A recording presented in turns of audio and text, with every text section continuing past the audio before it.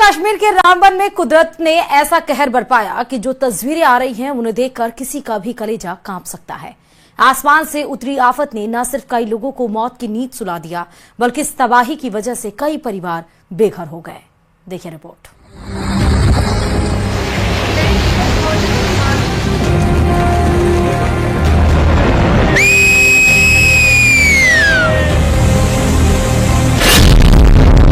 कुदरत के रौद्र की भयानक तस्वीरें।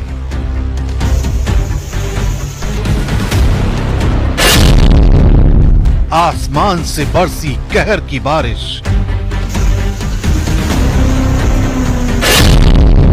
और फिर फट पड़ी जमीन। भयंकर भूस्खलन ने ली लिए सपने और जिंदगी।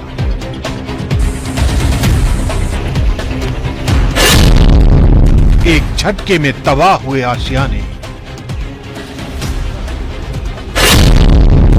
चीखें, आंसू और सन्नाटा।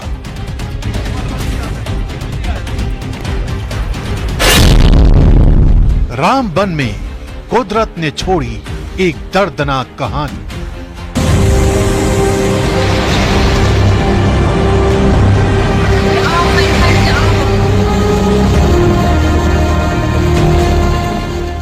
कुदरत की ताकत का असर क्या हो सकता है?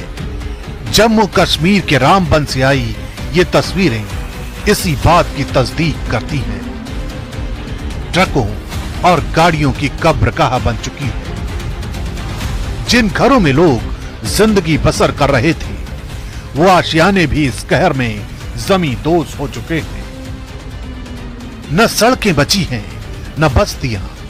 आपदा ने यहाँ सब कुछ ले लिया है।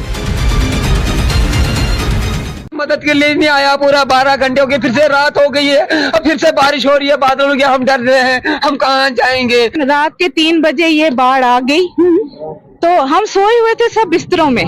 तो जब यहाँ शोर हुआ तो सारे बाहर निकले, तो हम भागे। सारा कुछ जैसे था, माल मवेशी सब कुछ, खाली कपड़े लगे थे वो भी सब गिले हो गए। यहाँ एक ही रात में दर्जनों परिवार बेघर हो गए। वज्रपात, ओलावृष्टि और भयानक लैंडस्लाइड ने कुछ भी नहीं छोड़ा। अगर कुछ बचा है तो सिसकियां और मलबे में दबी उम्मीद। तब अंदाजा नहीं लगा सकते कि हम लोग नेशनल हाईवे पे चल रहे हैं, लेकिन कितना बड़ा पहाड़ियों से तूफान और क्या मंजर रहा होगा जो पूरे इलाके से। यहाँ से आप देखिए किस तरीके से यहाँ पर ये रेस्टोरेंट है पूरी तरह से डूब चुका है। आप देखिए प्रशांत, ये तस्वीरों में आप कह रहे थे कि तस्वीरें बयां कर रही, तस्वीरें खुद बयां कर रही है। आप देखिए ये रेस्टोरेंट पूरे तरीके से मलबे का ढेर बन चुका है। आपको तस्वीरें दिखाने की कोशिश कर रहे हैं। और देखिए ये दूसरी मंजिल दिख रही है, इसकी पहली मंजिल और बेसमेंट तो दिखाई ही नहीं दे रहा। धर्मकुंड गांव में कुदरत ने सबसे ज्यादा कहर बरपाया। 40 घरों ने आपदा का दंश झेला है। 10 आशियाने पूरी तरह तबाह हो चुके हैं। हालात बेहद गंभीर हैं। इसलिए शासन और प्रशासन लगातार हालात का मुआयना कर रहा है। तबाही के मंजर को अब सही करने के लिए पहुंचा है पीला पंजा। ये पीला पंजा अब जैसे जैसे यहाँ पर रास्ते को साफ कर रहा है। बता दें कि हम लोग सड़क पे हैं, मतलब अभी भी यहाँ से 10 फुट नीचे सड़क है, नेशनल हाईवे है, और उसके ऊपर मलबे का ढेर है। उसके ऊपर का भी जो मलबे का ढेर है वो ये जेसीबी हटाने का काम कर रही है। और ये अभी का नहीं कर रही है, बल्कि सुबह जितने बजे से ये बारिश यहाँ थमी थी तभी से यहाँ पर 2 से 3 जेसीबी लगी और इस मलबे को हटाने का काम जो है वो यहाँ पर शुरू हुआ।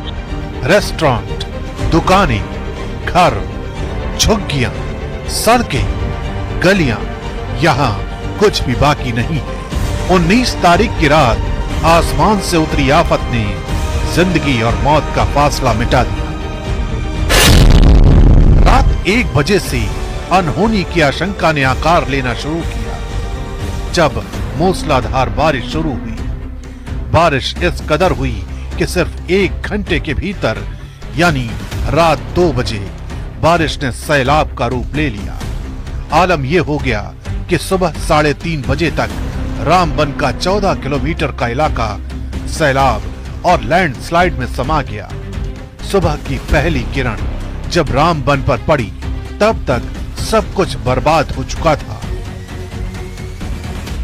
एसएचओ ने कार्रवाई करते हुए भी धर्मकुंड वाले ने 100 लोगों को रेस्क्यू किया और उनको हाई सेकेंडरी स्कूल में रखा, लेकिन उसके बाद में वो अपने रिश्तेदारों के घर चले गए। इसी टाइप से हमने बनिहाल से भी पता किया, वहां भी एक फैमिली को रेस्क्यू उन्होंने किया।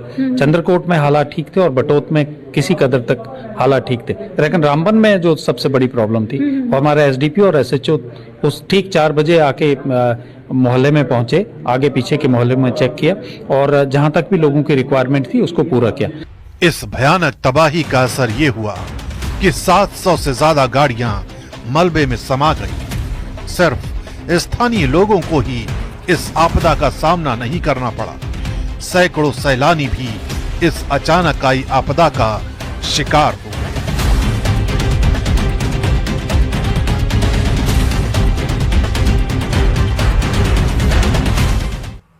संशोधन कानून के खिलाफ ओवैसी सियासी रोटी सेकने में पूरी ताकत झोंकती है। वक्फ कानून के बहाने ओवैसी बीजेपी पर हमलावर है, तो वहीं कुछ ऐसी भी मौलाना है जो वक्फ संशोधन बिल के समर्थन में खड़े नजर आ रहे हैं। ओवैसी जैसे लोगों पर मुस्लिमों को भड़काने का आरोप लगा रहे हैं और इसी पर देखिए ये रिपोर्ट।